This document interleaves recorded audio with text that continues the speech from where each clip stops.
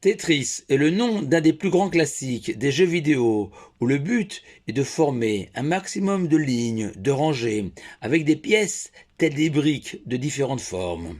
En Égypte aussi, nos ancêtres esclaves ont été amenés, contraints et forcés, à former des rangées de briques, bâtir des murs, construire les pyramides, comme notre paracha de Shemot le raconte.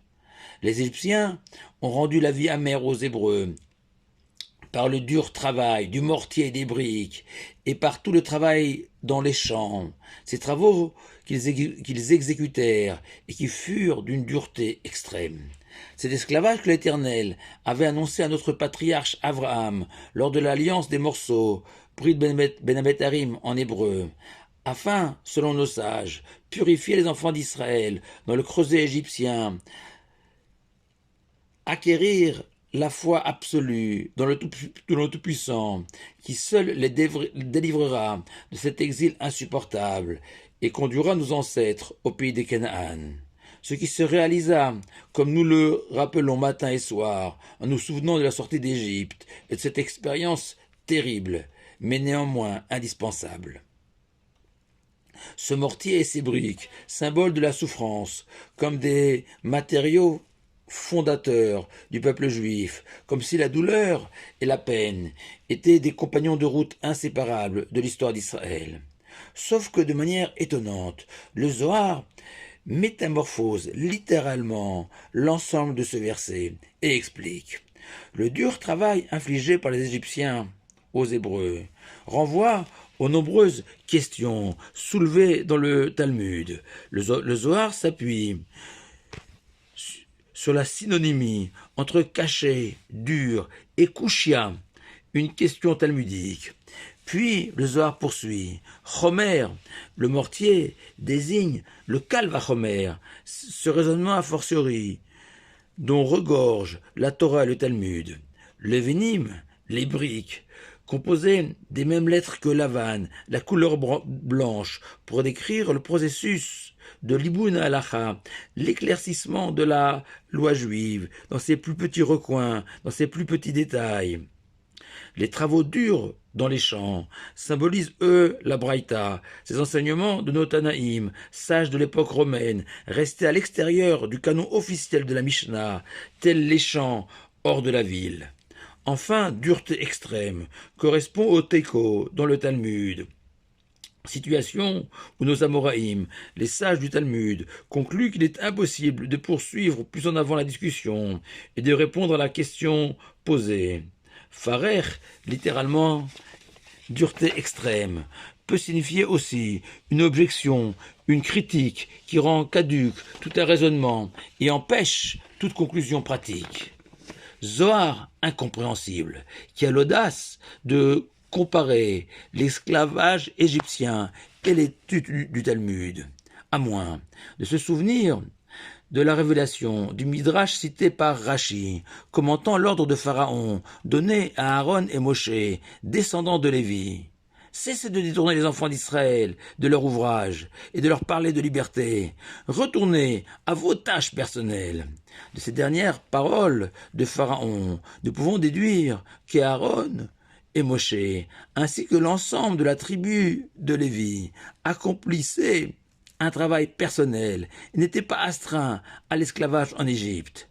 Et le Ramban rajoute que cette exemption de travail était due à Joseph, le fils de Yaakov, vice-roi d'Égypte, qui avait promulgué une loi dispensant les sages et les prêtres de toutes les nations exerçant au pays des pharaons, afin qu'ils puissent se consacrer à l'étude, la prière, la méditation. Dès lors, on peut s'interroger, comment la tribu de Lévi, qui n'a pas été victime de l'esclavage en Égypte, a acquis l'indispensable foi en Dieu et en la délivrance, comme leurs frères, eux soumis à Pharaon. Et en s'inspirant du rabbi de Kotsk, la réponse nous est fournie par le Zohar, qui donne à l'étude de la Torah une dimension extraordinaire. Au-delà de la joie, du plaisir intellectuel que le Talmud peut procurer, son étude doit conduire l'homme à se sentir accablé, dominé, incapable de surmonter le défi posé par le Talmud, comme un esclave, découragé et désemparé, devant des montagnes de briques et de mortiers, et qui sait que, sans l'aide divine, point de salut. Et en poursuivant ce parallèle, de la même manière qu'en Égypte, nos ancêtres ont appris à prier, ont placé toute leur confiance en Dieu, ont découvert la vertu de la solidarité, autant d'ingrédients nécessaires à la vie d'un juif. Ainsi, il est impossible d'espérer comprendre le Talmud sans prière, sans se référer sans cesse au Tout-Puissant. Nous savons aussi que l'étude du Talmud est la plus féconde et celle que l'on partage avec une Chevruta, ce fameux compagnon d'études, sans cesse glorifié par nos sages. Plus encore, rajoute le dernier rabbi de Lubavitch, l'effort déployé pour comprendre une page du Talmud doit être illimité, comme un esclave, tout entier tendu vers sa tâche et son maître. On doit littéralement se soumettre à l'étude comme un serviteur au service de son maître.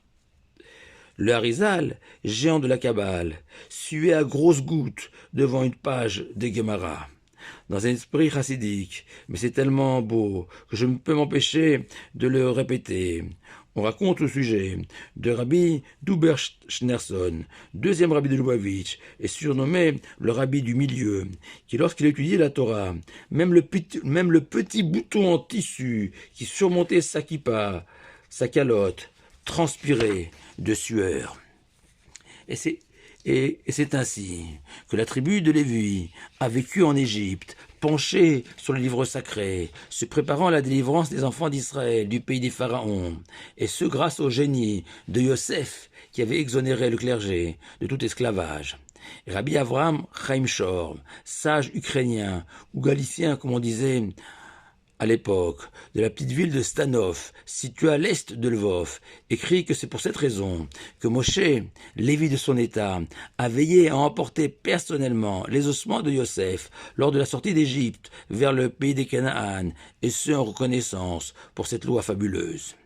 Le Zohar écrit que la délivrance finale, la nôtre, ressemblera à la libération d'Égypte, et que le choix est désormais donné à chacun, rajoute le Higletal, le rabbi Sorotchov, de se préparer à cette délivrance, soit se noyer dans la vie de tous les jours, ses contraintes, ses lois et ses règles, ou se plonger avec courage et détermination dans l'océan du Talmud pour y échapper.